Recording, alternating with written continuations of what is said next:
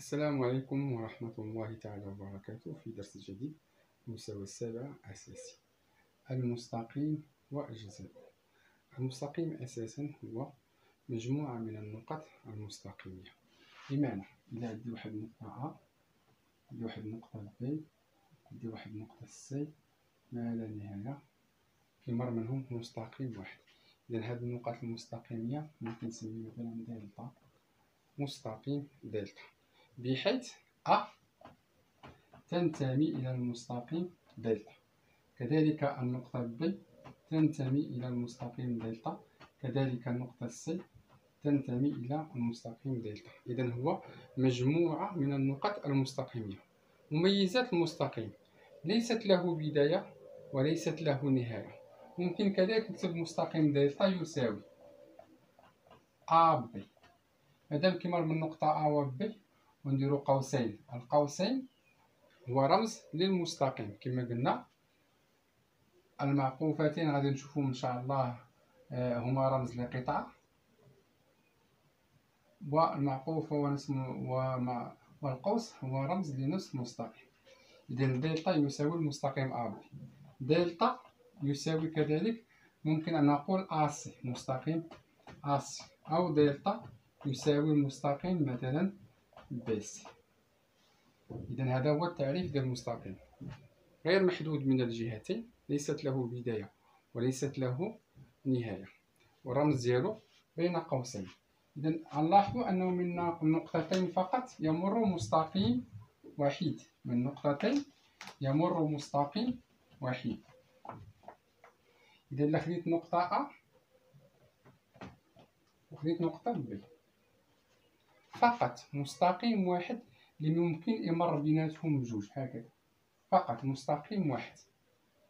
ولكن إلا خدينا نقطة A ممكن يمر منها عدة مستقيمات، ما لا نهاية من المستقيمات. نعم، كذلك غادي نشوفوا الأوضاع النسبية للمستقيمات. إذا ممكن أن نجد مستقيما متقاطعا. ناخذ هذا المستقيم دلتا وناخذ هذا المستقيم دي، نقول أن دي ودلتا مستقيمان متقاطعان مثلا في نقطة اللي هي A، بحيث A تنتمي إلى دلتا وكذلك A تنتمي إلى المستقيم D. الوضعية الثانية هي المستقيمان متقاطعان ولكن يشكلان 4 زوايا قائمة. اش كنقول عليهم هادو؟ كنقول عليهم مستقيمان متعامد، زاوية قائمة، كذلك هذه الزاوية قائمة، كذلك هذه الزاوية قائمة، كذلك هذه الزاوية قائمة. يعني الرمز الأساسي للتعامد فقط كنمحيو هادو، كنديرو فقط رمز واحد. إذن يكونان 4 زوايا قائمة. إذن هما متقاطعان في A. ناخذ هذا دي، هذا المستقيم دلتا، هذه الوضعية الأولى، كانت هذه هي الوضعية الأولى، هذه هي الوضعية الثانية. إذا المستقيمان دي ودلتا مستقيمان متعامدان يتقاطعان كذلك مثلا في نقطة، يشكلان 4 زوايا قائمة. الوضعية الثالثة، الوضعية الثالثة هو التوازي، بحيث هذه المستقيمات ما تتقاطعوش، لا يتقاطعان. إذا خديت دلتا، مستقيم دلتا ومستقيم آخر دي، نقول أن المستقيم دلتا يوازي المستقيم دي بحيث لا يتقاطعان ولو في نقطة واحدة. فنكتب دلتا يوازي المستقيم دي. إذا عبارة المستقيم كنحيدوها عندما نكتب الأقواس. كتابة رياضية تتعني دلتا، مستقيم دلتا، كندير هذا الرمز يوازي المستقيم دي. هذه الوضعية الثالثة. إذا في المستقيمين المتعامدين عندي دي مستقيم دي والمستقيم دلتا، نكتب التعامل نقول دلتا المستقيم دلتا عوض ما نكتب كتابة عمودي دي عمودي المستقيم دي عمودي على المستقيم دلتا على من طبيعة الحال. ممكن كتابة رياضية كنكتب دلتا عمودي وكندير تي مقلوبة على الدي. إذا هذه هي الوضعية الثالثة للمستقيمات. الآن سنتعرف على المستقيمان المنطبقان. من هذه مستقيم كذلك عليه من الفوق مستقيم جاي معاه في نفسه، ممكن نقول بأن هادو مستقيمان منطبقان. هذه مثلا دلتا والمستقيم د هما مستقيمان منطبقان يتشاركان في النقطة A مثلا B و C. نقول أن A تنتمي إلى المستقيم دلتا كذلك A تنتمي إلى المستقيم D.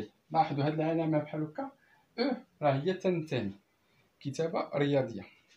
إذا كذلك نفس الشيء بالنسبة للنقطة B، فهي تنتمي إلى المستقيم دلتا و B كذلك تنتمي إلى المستقيم D.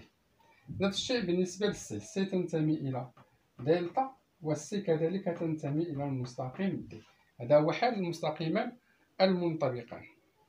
الآن غنرجعوا للمستقيمات أو النقط المستقيمية. ما هي النقط المستقيمية؟ خديت مثلا A، خديت مثلا B، خديت مثلا C. إذا لا شركناها إذا تنتمي إلى نفس المستقيم. نقول أن A و B و C نقاط مستقيمية. بمعنى ماذا؟ بمعنى أنها تنتمي إلى نفس المستقيم. إذا خديت مثلا نقط، مثلا خديت هذه هي F، خديت هذه هي G، وخديت هنا E. ماذا يمكن القول على النقط F و G و E؟ إذا هي F و G تنتمي إلى المستقيم و E لا تنتمي إلى المستقيم F G. إذا ممكن القول أن E و F و G نقط نعم غير مستقيمية، غير مستقيمية، أي أنها لا تنتمي إلى نفس المستقيم. نعم، دابا غادي نشوفوا كيف نرسم مستقيمان متعامدان يحددان 4 زوايا قائمة. شنو سنرى خاصية أخرى، من نقطة معلومة يمر مستقيم واحد عمودي على مستقيم معلوم. بمعنى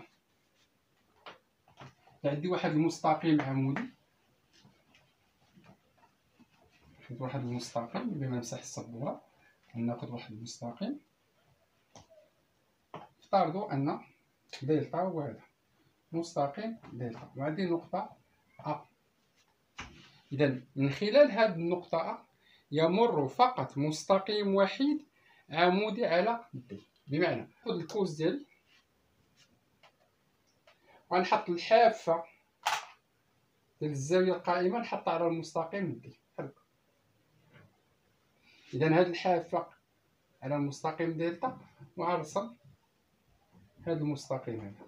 إذا لاحظ هذا المستقيم هو عمودي على دلتا. إذا نقول أن دي يوجد فقط مستقيم وحيد يمر من أ وعمودي على دي. بالنسبة للتوازي نفس الشيء. إذا نرسم العمودي على العمودي، إذا نحط حافة ديال الزاوية القائمة هيا وغادي نرسم مستقيم آخر اللي هو دلتا. معنديش مسطرة كبيرة. إذا هنا ناخذ مثلا مستقيم A. إذا يوجد فقط مستقيم وحيد، ليس واحد، وحيد يمر من A ويوازي دلتا. إذا نقول أن L المستقيم L يوازي المستقيم دلتا إذا يمر من A ويوازي دلتا. D يمر من A وعمودي على دلتا. D بما أن إذا نخرج الخاصية أن L عمودي على كذلك D. هادشي غادي نشوفو من بعد إن شاء الله الرحمن الرحيم. نشوفوا كذلك نصف المستقيم. ما معنى هو نصف المستقيم؟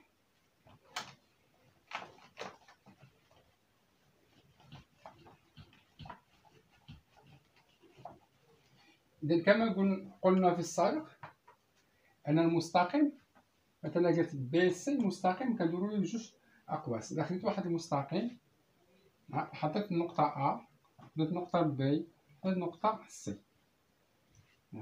خديت بالأحمر هذا الجزء هذا بالأحمر، إذا أصله بي. إذا ممكن أن نقول أن بي الأصل نضع معقوفة أ، نضع قوس، نقول أن بي أ عبارة عن نصف مستقيم. أصله ماذا؟ أصله النقطة بي وطرفه النقطة أ.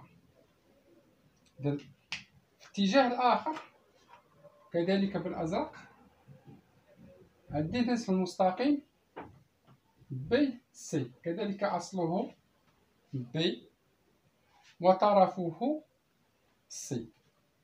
إذا هذا هو التعريف. نلاحظ أن نصفي المستقيم يتقاطعان في النقطة بي ويشكلان المستقيم AC. نعم. الآن المسقط العمودي. ما هو المسقط العمودي؟ عندنا مستقيم دلتا، عندي نقطة A. لاحظ أنا دائما كنحب الرسم، دائما رسمت بشكل مائل. فيما رسمت بشكل مائل تكون عندي قدرة كبيرة على الرسم.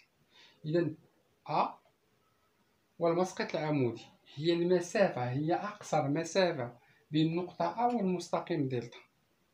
إذا هناش كنستعمل الكوس، كنحط الحافة القائمة على الزاوية القائمة على الحافة ديالها على المستقيم دلتا، وكنجي النقطة أ إلى ها هي، وكندير هاد لي بوانتي نقط أو خطوط متقطعة.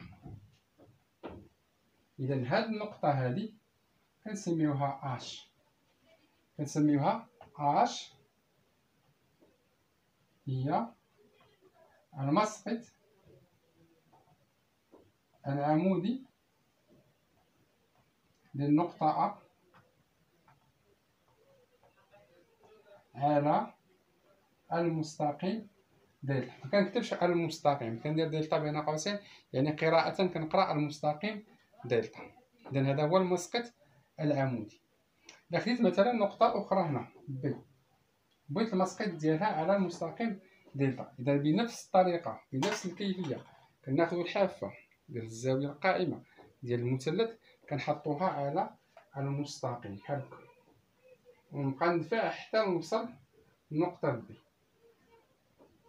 ملي نوصل لنقطة بي نعاود نكونترول، نعاود نشوف واش عندي نفس المستقيم. إذا كاين، كندير ليه خطوط متقطعة. افترضوا هاد النقطة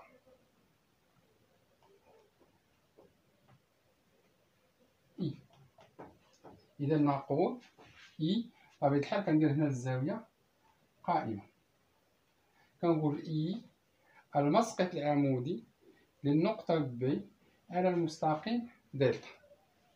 الآن سننطلق إلى القطعة ومنتصف القطعة. ما هي القطعة؟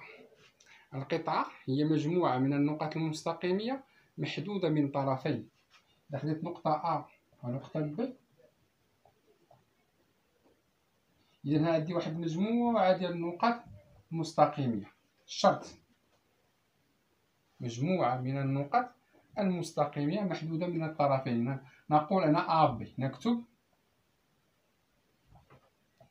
القطعة أ بي. اش كندير هنا؟ كندير معقوفة بمعنى بي داخل القطعة والنقطة أ داخل إلى القطعة.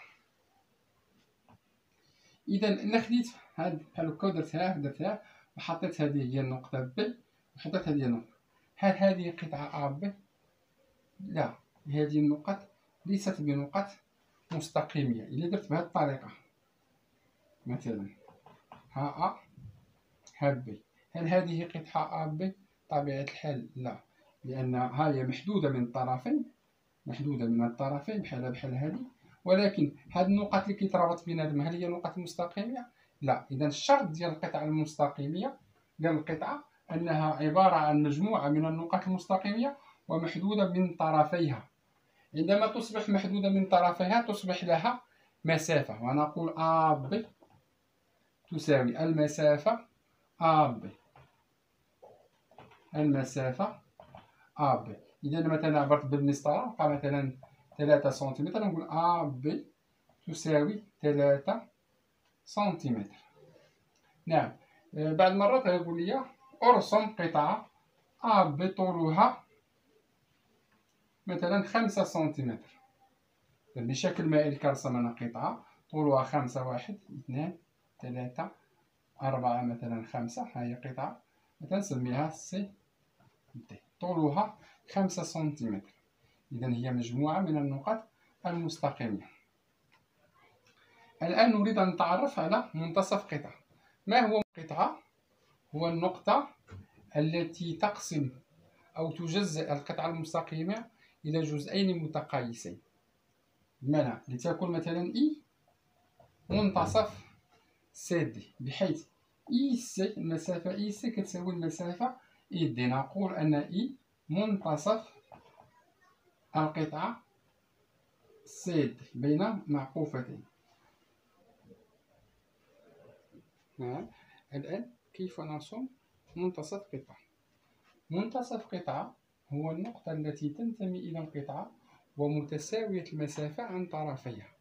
بمعنى إذا عندنا واحد القطعة أ ب، نعم، إذا المنتصف سوف ينتمي إلى هذه القطعة، يعني الشرط ديالو أنه متساوي المسافة عن الطرفين، عن طرف أ وعن طرف ب. هنا كنستعملو واحد الخاصية، منمشيش ندير المسطرة ونحسب المسافة ونقسم على 2 عملية القسمة. هذا هو المشكل اللي كيعتمدو على الدراري. لا، كناخد البيركار. بمعنى شنو هي الطريقة اللي كناخد البيركار؟ كنحط الإبرة هنا، كنفوت المنتصف، كندير فتحة البيركار، كنفوت المنتصف بواحد شوية وكندير قوس إلى الأعلى وقوس إلى الأسفل. هنا عندنا إبرة البيركار متلصقش ليا في السبورة، إذا قوس إلى الأعلى قوس إلى الأسفل. بنفس الطريقة ناخد عاوتاني الإبرة نفوت قوس إلى الأعلى ثم قوس إلى الأسفل. إذا غنرسم بحال هكا قوس إلى الأعلى قوس. إذا هاد جوج النقاط ديال التقاطع اللي عندي هنا كناخد ديك الساعة المسطرة، وكنربط هاد النقطتين بحال هكا بعضياتهم وكنرسم وكنحط مثلا كتجينا مثلا إي وكندير هاد الرمز ديال التساوي، بمعنى أن المسافة إي أ كتساوي المسافة إي ب. إذا هنا حققت الشرط، هو النقطة التي تنتمي إلى القطعة هنا ومتساوية المسافة عن طرفيها. إذا هذا هو منتصف قطعة. إلا خديت مثلا قطعة سي دي، إذا تساوي مثلا 7 سنتيمتر، وإي منتصف قطعة سي دي. هي إي سي ماذا يساوي إي سي؟ إذا البرهان ديالي لدينا إي منتصف سي دي، يعني إي سي كتساوي سي دي على 2، يعني إي سي كتساوي 7 سنتيمتر على 2، يعني تساوي 3.5 سنتيمتر. إذا هذا هو منتصف القطعة. من بعد إن شاء الله غننتقلوا إلى التمارين، وغيكون الشرح وغيكون إن شاء الله البرهان، كيفية البرهان، استعمال الخاصية. والسلام عليكم ورحمة الله تعالى وبركاته.